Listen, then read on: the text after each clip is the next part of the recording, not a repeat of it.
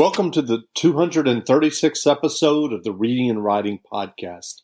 I'm your host, Jeff Rutherford.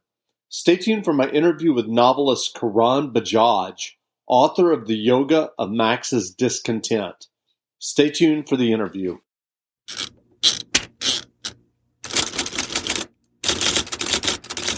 Welcome back to the Reading and Writing Podcast. My guest today is best-selling writer Karan Bajaj, author of the new novel, Yoga of Max's Discontent. Karan, welcome to the podcast. Thank you, Jeff. A real pleasure to be here. Sure. Well, can you read 2 or 3 pages from your new novel, Yoga of Max's Discontent? Yes, absolutely, I can. Thank you for the opportunity. I'm going to read a page from the early part of the novel when the protagonist Max first comes to India, because it gives a sense of the Indian Himalayas, which is a little bit of a unique part of the world. And it also a little bit lampoons the Western spiritual seeker, as Indians would do, which is typically not talked about in Western literature much, because there's a tendency to exoticize the Indian experience. So here we go. Great. The road became narrower from the Uttarkashi bus stand.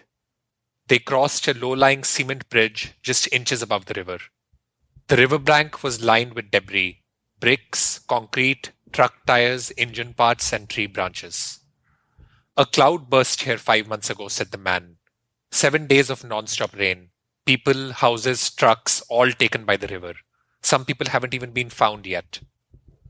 The roaring, angry river below them was so close Max could touch it. Any moment now, the river could rise and drown them, like it had drowned hundreds of others. Or the weak bridge could break. How fragile this body, this life was. The jeep lurched. Max held on tight, feeling a renewed sense of purpose for his journey. They crossed the bridge. A 20-foot-tall iron statue of an Indian god with long, matted hair, sculpted muscles, and a trident in his hand stood incongruously on the riverside. Pilot Baba's ashram, said the man, pointing to a cluster of white houses scattered next to the statue. If you want, you can stay here until the winter ends. Is he a guru? Everyone is a guru in India, said the man witheringly. Pilot Baba was just a regular pilot in the Indian Air Force. His helicopter crashed here, and he had some sort of spiritual realization.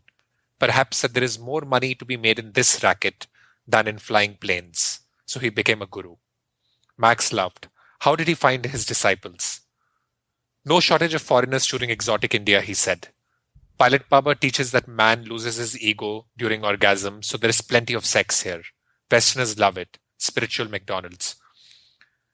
As if on cue, a dreadlocked white guy in just a t-shirt and shorts emerged from one of the houses. He shut his eyes and spread his arms out melodramatically in the frigid air. Max's face went hot with embarrassment. Was there really no difference between him and these 18-year-old hippies?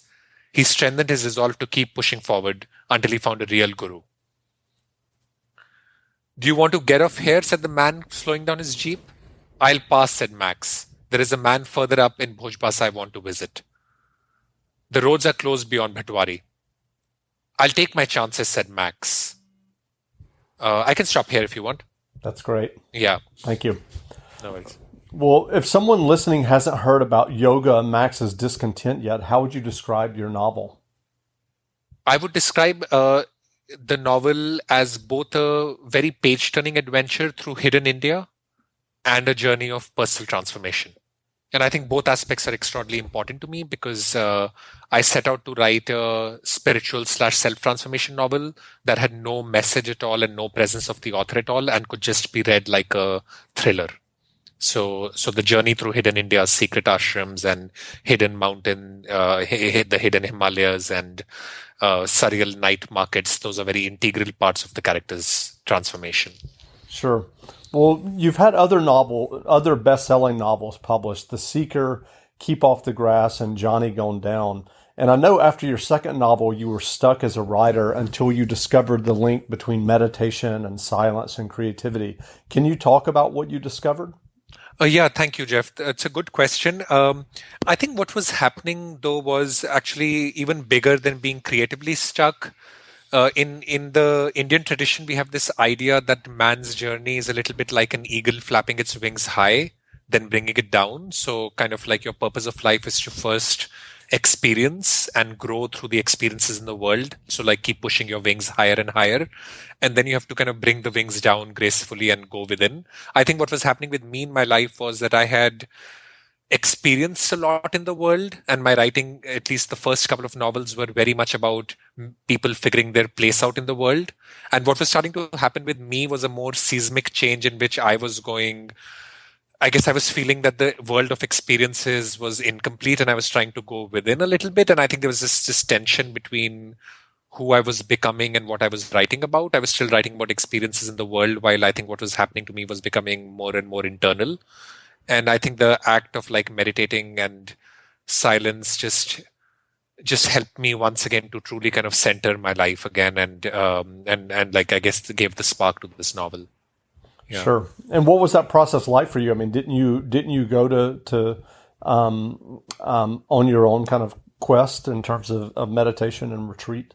Yeah, I've been following over the last decade or so what I call like a 4-1-4 model, in which I work for 4 years and take a year off, and then work for 4 years and take a year off. And it's almost like that. It's not like a year off to write or something like that. It's almost 4 years of very goal-driven activity, and then 1 year of submerging myself into conscious goallessness, like basically diving into nothing almost.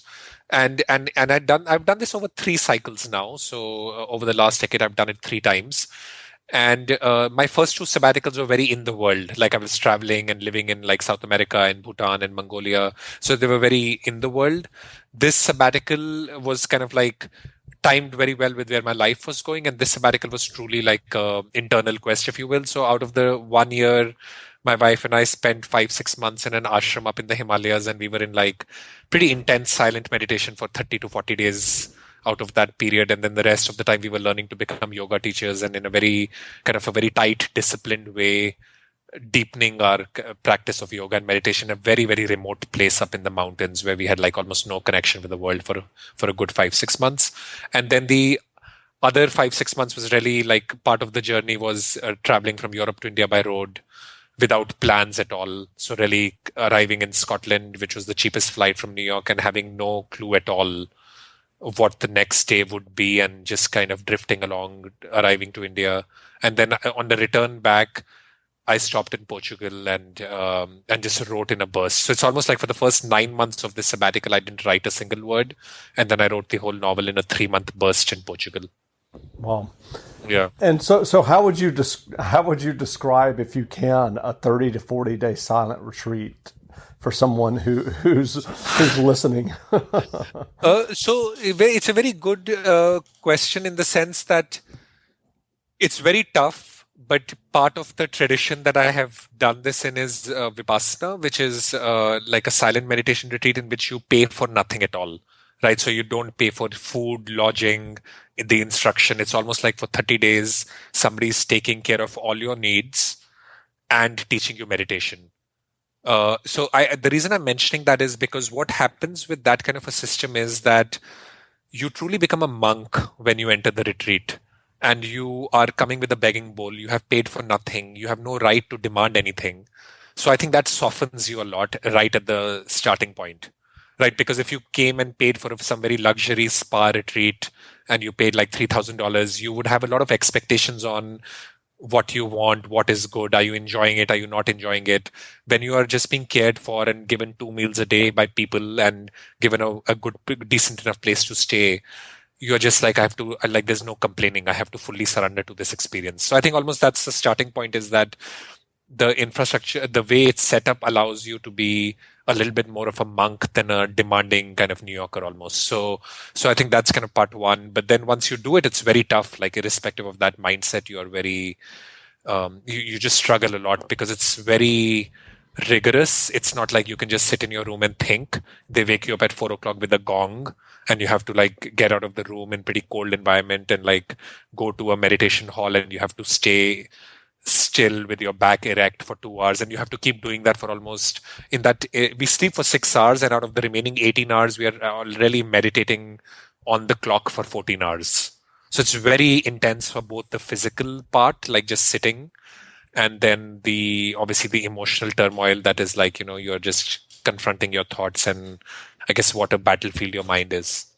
Sure. Yeah. I did a 3-day retreat one time, a silent retreat. I can't imagine 30 days.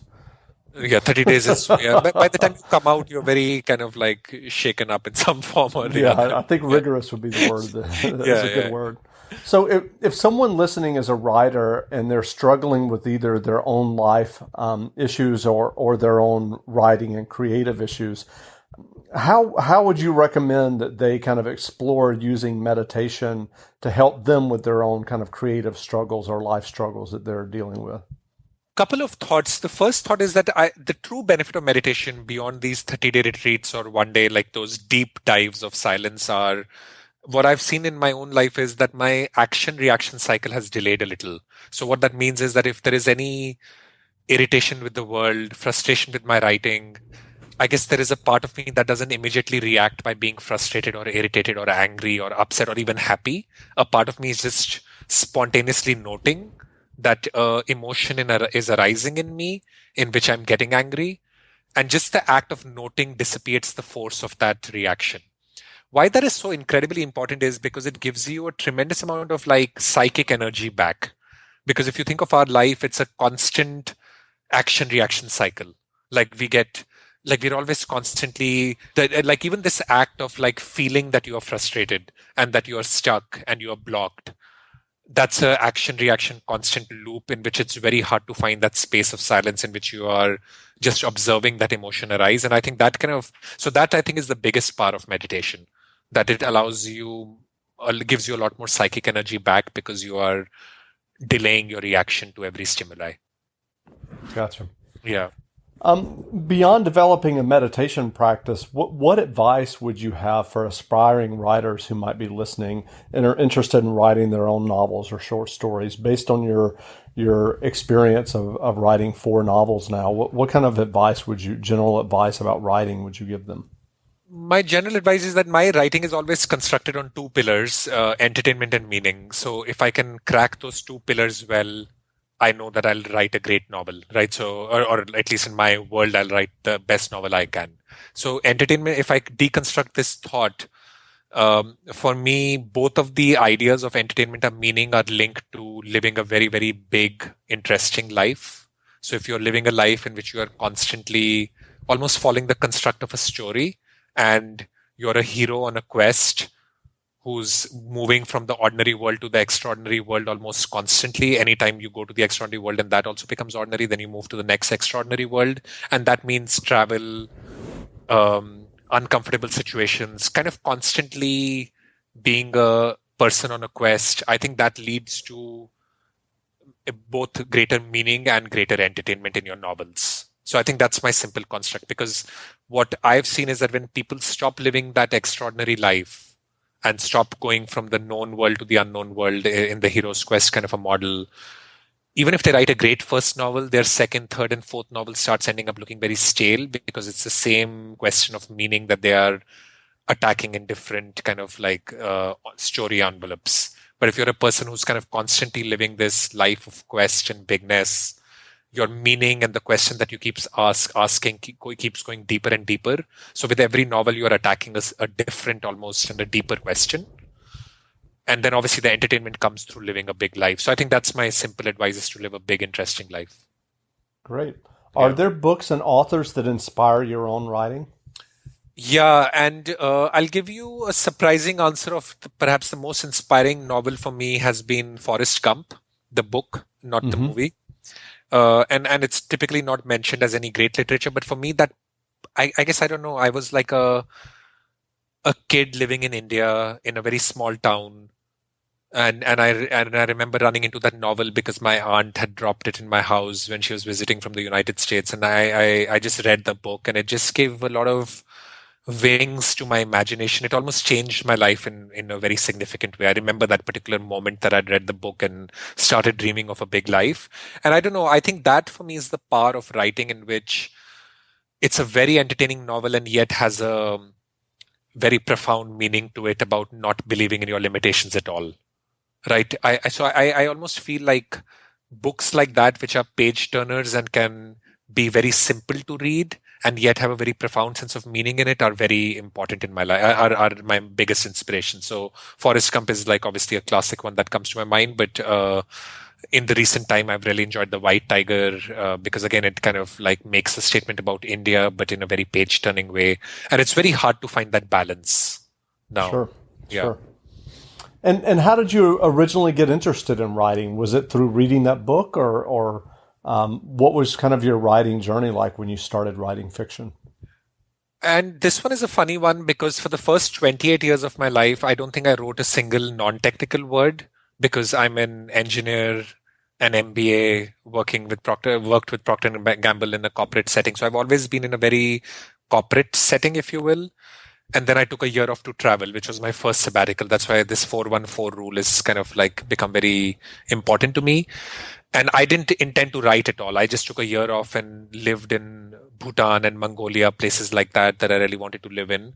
And 3-4 months into the journey, I just started to write because I just had this very innate need to express what I was going through in my writing.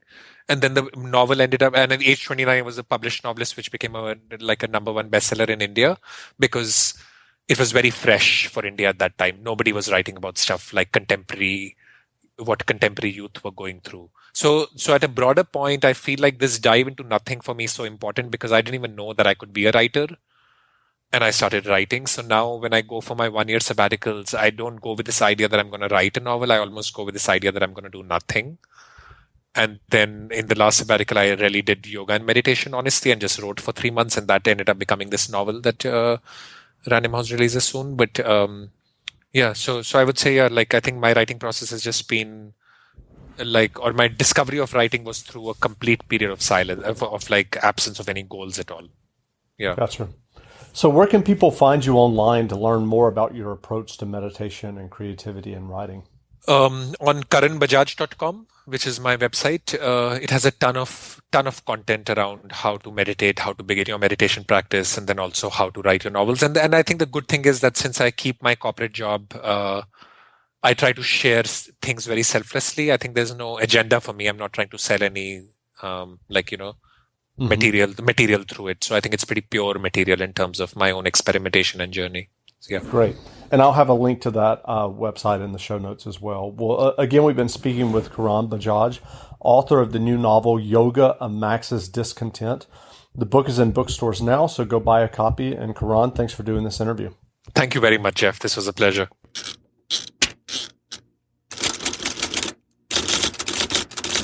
Not since flying reindeer have the holidays seen something so amazing. Just in time to make selfie-ready holiday hair easy. Introducing the do-it-all styling tools for glam holiday hair. The holidays are happier with glam hair. And the Knot Doctor all-in-one dryer brushes from Conair makes it easy. Detangle, dry, and style in one step. No elf needed. The Knot Doctor collection has a dryer brush for every hair type and style. The pink smoothing paddle dryer brush has Flexolite bristles for painless detangling and high-performance power for quick styling and smooth, shiny results. And the purple dryer brush comes with a bonus volumizing attachment to boost lift and volume at the roots. It's perfect for salon blowouts at home. And since they're ideal for every hair type and length, they make great gifts for everyone on your list who wants beautiful hair without the hassles. Shop the Knot Doctor dryer brushes at Conair.com or at your favorite retailers now.